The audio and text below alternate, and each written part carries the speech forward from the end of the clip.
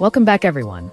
Before we dive in, make sure you drop your thoughts and the lessons you took from this story in the comments.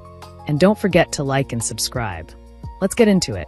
The scalding coffee dripped from my hair onto the kitchen floor, each drop mixing with my tears as I crouched there, trembling. The burning across my scalp was nothing compared to the fire of humiliation blazing in my chest. Above me, my husband Malik stood with the empty mug in his hand, his face twisted with the same cruel satisfaction I had seen too many times before. His mother, Evelyn, sat at my kitchen table, clapping once like she had watched a scene go exactly as she wanted. Then something happened that would change everything. My 6-year-old son, Jalen, who had been sitting quietly in the corner with his own small cup of warm, milky coffee, stood up. His little face flushed red, his hands shaking with an emotion I had never seen in him. What he did next would turn our lives upside down and set in motion a chain of events that would bring my abusers to their knees. But to understand that moment, I need to take you back to where it began. My name is Maya Lawson, though I wish I could take back that last name and everything it represents. 6 years earlier, if someone had told me I would be cowering on my own kitchen floor while my husband poured hot coffee on me for sport, I would have laughed. I was strong, independent, successful.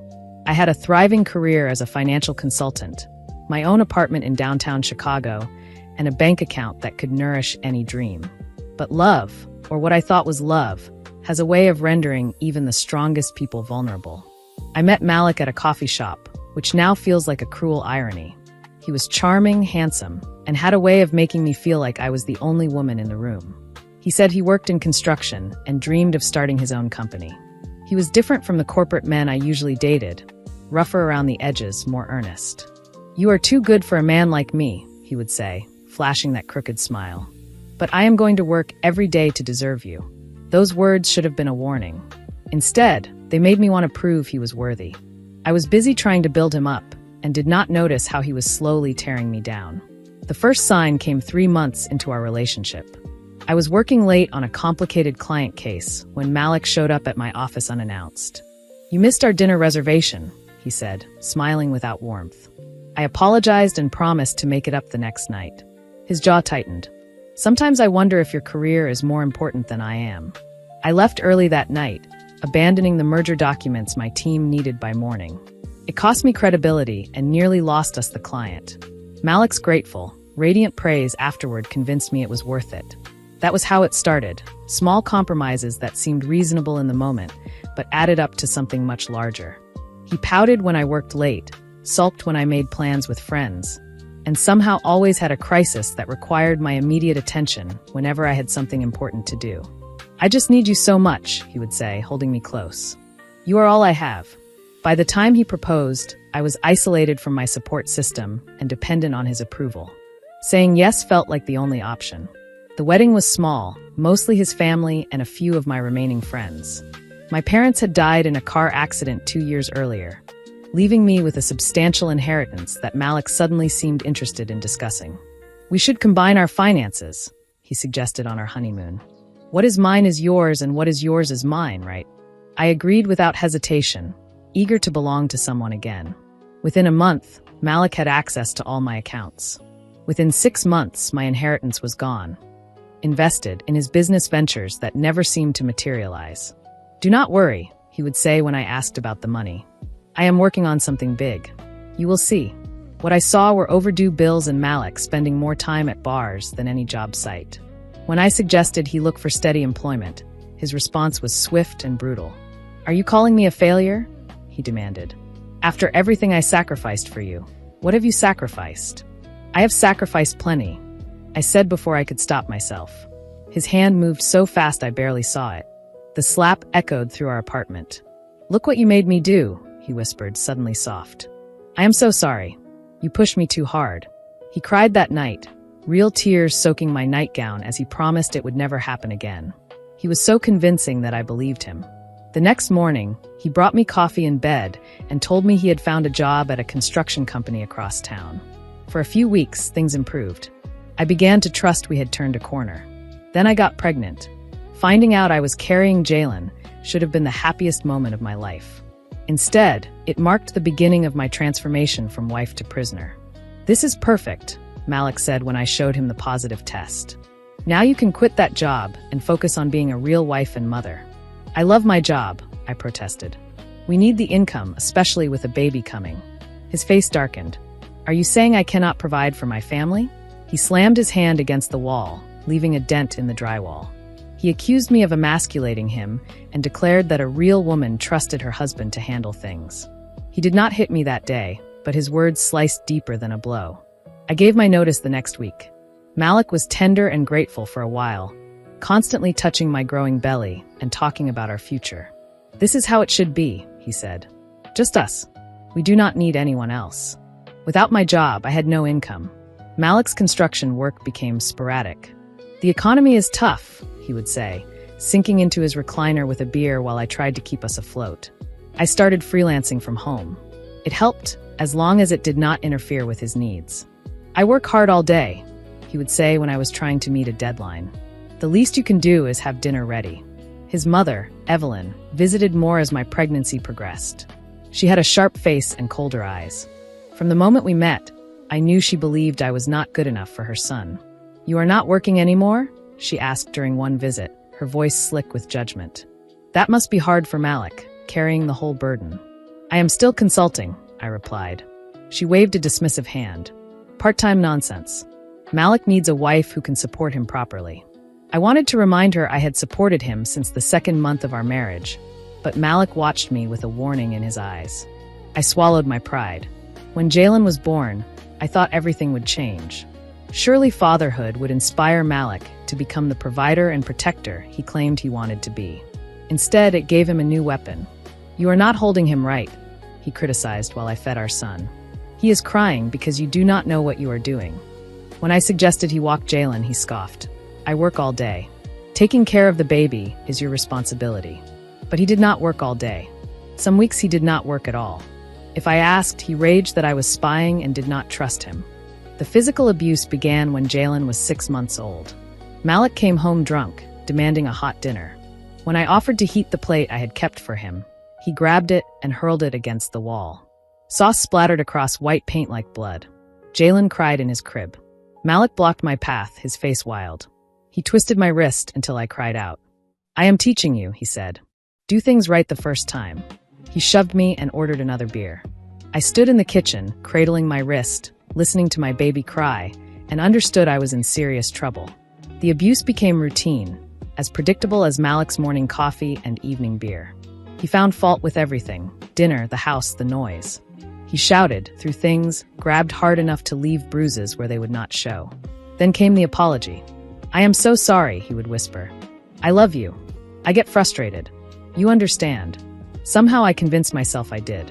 He was under pressure. The bruises told another story. I hid them with long sleeves in summer, makeup on my neck, and careful movements I pretended were clumsiness. By the time Jalen could walk, Evelyn started making regular demands on our strained finances. "My property taxes went up," she announced one week. "I need $3,000 by the end of the month." "We do not have that," I said.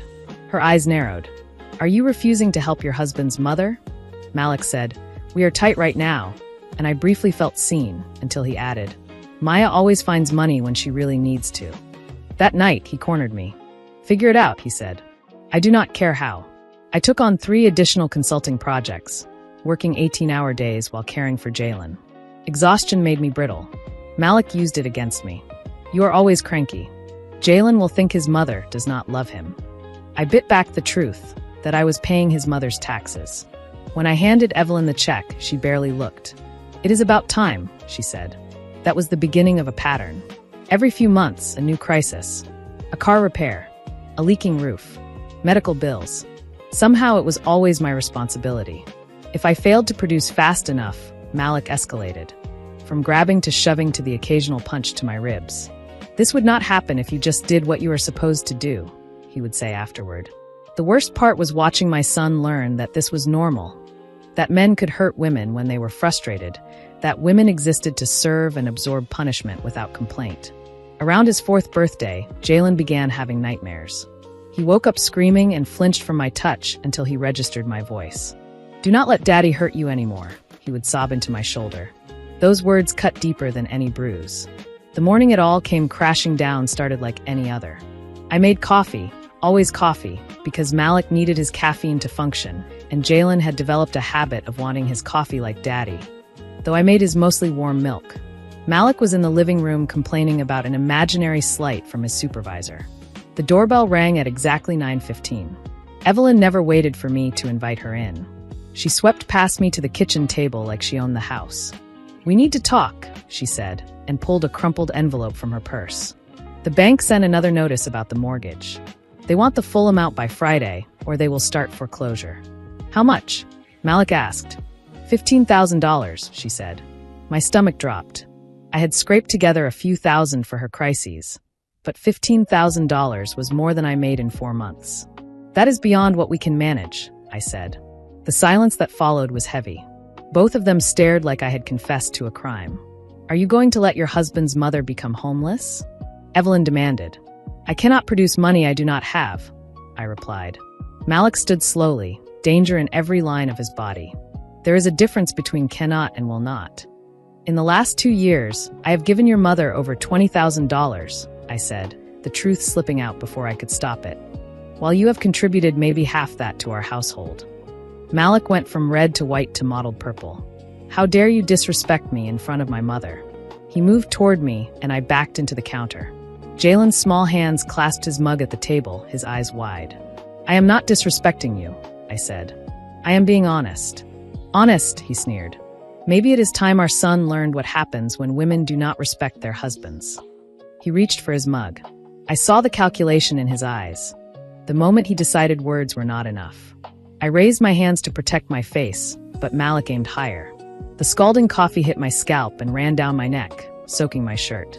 The pain was immediate and overwhelming. I screamed and dropped to my knees. Through tears, I heard Evelyn laugh. "Maybe next time you will think before you are so disrespectful," she said, satisfied. Coffee dripped from my hair. The smell of burned skin mixed with bitter roast. Above me, Malik lectured about respect and lessons, but I could not focus. All I could think about was Jalen, my sweet boy, watching his father torture his mother. A chair scraped. Little footsteps. "Jalen, stay where you are," I tried to say, but my voice was a croak. He was not cowering.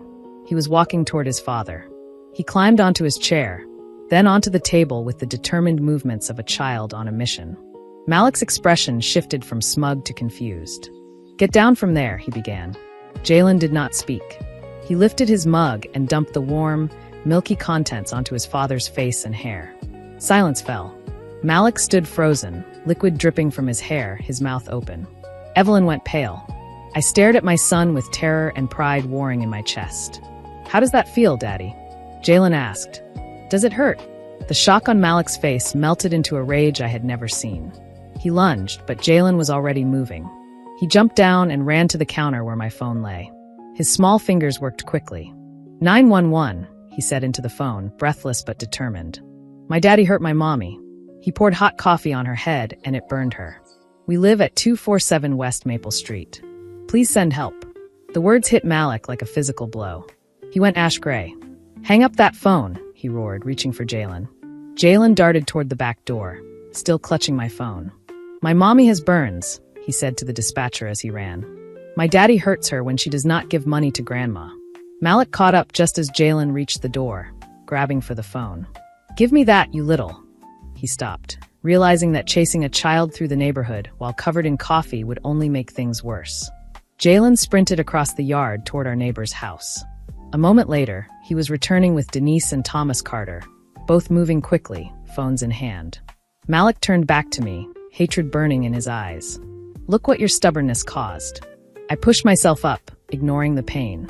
For the first time in years, I was not afraid. "I did not do this," I said. "You did. Show them your arms when they arrive." He blinked. "What?" The coffee was hot enough to burn my scalp. "If this were an accident, stray splash would have burned your arms. But you angled the mug to avoid yourself and maximize my injury." He looked down at his unmarked skin. The distant sirens grew louder. The front door opened and Denise led 2 police officers inside. "Ma'am," said the older of the 2, a woman with kind eyes and a steady voice. "I am Officer Renee Adams. We received a call about a domestic assault. Are you injured?" Jalen broke free and wrapped his arms around my waist. "I called like the safety program said." He told me, trembling. "You did exactly the right thing," Officer Adams said, then turned to Malik. "Sir, step over here." "This is a misunderstanding," Malik insisted. "She and I were arguing and I spilled." "He did not spill," Jalen said, high and clear. "He threw it on her head on purpose," and Grandma laughed. All eyes went to Evelyn, who stiffened. "The child is confused," she snapped. "He is upset." "I am not confused," Jalen said. "He hurts her when she cannot pay Grandma's bills." Officer Adams knelt to Jalen's level. "Can you tell me more?" "Sometimes he grabs her and pushes her," Jalen said. "I took pictures." Everyone stilled. "What pictures?" Officer Adams asked gently. Jalen pulled my phone from his pocket. "I made a secret folder. It is called Evidence." Officer Adams scrolled, her expression darkening with each image. Finger-shaped bruises on my arms, a blooming mark on my collarbone, faded patterns across my ribs. "Ma'am, how long has this been happening?" she asked quietly. "Years," I said. "It got worse as the money demands increased." Officer Adams nodded to her partner, Officer Corey Thomas. Malik's wrists were cuffed while Corey read him his rights. Evelyn sputtered. "I did nothing." Denise and Thomas both said they had seen enough through the window to know Evelyn encouraged it. "In this state, encouragement and failure to report can make you complicit," Officer Adams said evenly. Evelyn's mouth fell open as Corey turned to her. "We will need medical attention for you, ma'am," Officer Adams said to me, then lowered her voice. "Do you have financial records?" I nodded. "My office." Jalen led her to the file boxes I kept. Meticulous logs of every dollar I had given Evelyn and Malik's minimal contributions. "This looks like financial abuse," Officer Adams said, spreading statements across the table when she returned. "Extortion through threats and violence is a felony." Jalen tugged her sleeve again. "There is more," he said. "Daddy has a secret phone in his truck. He talks to a lady who calls him baby when he is supposed to be at work." Officer Adams called for additional units and searched the vehicle. The burner phone was exactly where Jalen said. The messages told a long, romantic story with a woman named Tiana Morris. Beneath the driver's seat were bank statements for accounts I had never seen. Regular deposits from a construction company, South Shore Construction, where Malik claimed to work only sometimes. The truth, he had been employed full-time for over 2 years, hiding a substantial salary while I worked 18-hour days to keep us fed and to bankroll his mother. "He has been lying about everything," Officer Adams said, handing me copies. The numbers hit like a tidal wave. Over $60,000 last year alone hidden. "What does this mean?" I asked. "Multiple felonies, financial fraud, domestic abuse, possibly filing false statements if he claimed hardship." As paramedics tended my scalp, Denise called my sister in Detroit, Alicia Bennett. I had lost touch with Alicia because Malik isolated me. "I am already in the car," Alicia said when we spoke. "I will be there in 3 hours." Her voice snapped a chain inside me that I had forgotten how to break. By evening, charges were filed: domestic violence, financial fraud, bank fraud, conspiracy. Evelyn was charged as an accessory. The bank employee who helped conceal the accounts was identified later through the messages. Sabrina Cole, a teller who had coached Malik about keeping my name off everything. Bail was set high. Neither Malik nor Evelyn was going anywhere. I sat in my kitchen with Alicia, the Carters, Officer Adams, and my brave son. For the first time in years, I felt something unclench in my chest. Hope. Over the next weeks, my kitchen turned into command central for rebuilding my life. A local attorney recommended by Denise, Attorney Whitfield, met me at my table with restraining order petitions and divorce paperwork. Jalen continued to surprise everyone with careful, child-sized thoroughness, remembering dates, pointing out receipts, repeating the exact phrases he had heard when Malik thought he was not listening. The day the prosecutors found the final messages between Malik and Sabrina. "Thanks for keeping Maya's name off the accounts," Malik had written. "That is what friends are for, baby," Sabrina had replied. I understood the extent of his calculation. 3 months later, I walked into the Cook County courtroom in a green dress that actually fit properly. My hair had grown back over the burned scars. For the first time in a long time, I felt strong. Malik sat at the defense table in an orange jumpsuit, a public defender at his side. He looked small and defeated. Evelyn sat beside him, equally diminished, her imperious expression gone. The prosecution's case was devastating. Years of documented abuse, hidden assets, bank fraud, extortion. Tiana, offered immunity, turned state's evidence with recorded calls that laid out Malik's deception. The most powerful testimony came from an unexpected witness. "The state calls Jalen Lawson," the prosecutor said. My son walked to the stand with the same determination he had shown in our kitchen. A child advocate sat near him. The questions were gentle, but his answers landed like thunder. "My daddy hurt my mommy when she could not pay grandma's bills," he said clearly. He would grab her and push her and pour coffee on her head. Grandma laughed when it happened. When the defense suggested a child's memory could be unreliable, the photographs and medical records answered for him. When it was time for sentencing, the judge allowed a victim impact statement. I stood at the podium and looked directly at Malik and Evelyn, two people who had stolen 6 years of my life and tried to crush my spirit. "You did not just abuse me," I said, my voice steady. "You taught my son that violence was normal. You stole my money, my dignity, and my sense of self-worth. But you made a mistake. You underestimated my love for my child, and you underestimated him. Jalen saved us." I turned to the judge. "They forced him to witness trauma no child should see. Please consider not only what they took from me, but what they tried to steal from him, his childhood, his sense of security." The sentences were everything I hoped for. Malik received 12 years for domestic violence, financial fraud, and conspiracy. Evelyn received 7 years as an accessory to domestic violence and fraud. The bank employee received 5 years and a permanent ban from the banking industry. The construction company faced penalties for facilitating hidden income, and a separate settlement secured Jalen's college fund. With restitution and Malik's hidden assets, I had more stability than before I met him. I moved to a new house in a different neighborhood, one with sunlight, a quiet yard, and no memories of slammed doors. But my real victory lived in what I built next. I had dreamed, during the darkest nights, of creating something of my own. I opened a small boutique on the south side, a place where women could shop, feel confident, and remember they did not need anyone's approval to shine. It began small and grew quickly. Within a year, I expanded to an online store, hired staff, women who, like me, were rebuilding after abuse, and created a community that was about more than clothing. It was about standing up straight and seeing yourself clearly in the mirror again. Jalen changed before my eyes. The fearful, watchful child who flinched at sudden sounds became a compassionate boy who talked openly about feelings and stood up for classmates who were bullied. One evening, as we worked through homework at the kitchen table, he said, "I want to help people like you helped me." "How did I help you?" I asked. "You showed me it is okay to be scared," he said. "But you cannot let scared people hurt other people.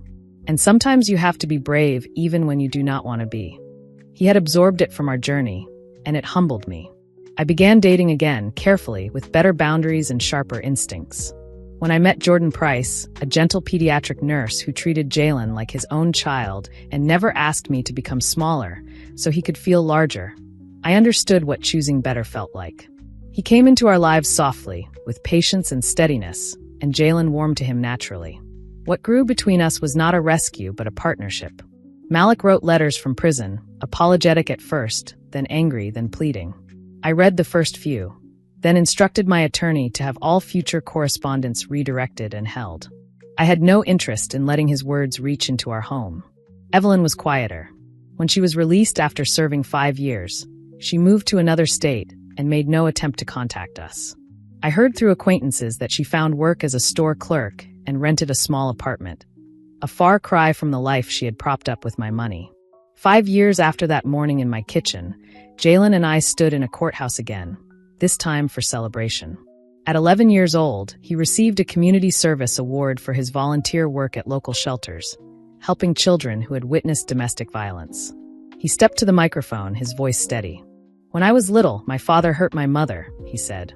"I thought that was how families worked. But my mother taught me love is not supposed to hurt, and everyone deserves to feel safe at home. Sometimes the bravest thing you can do is ask for help.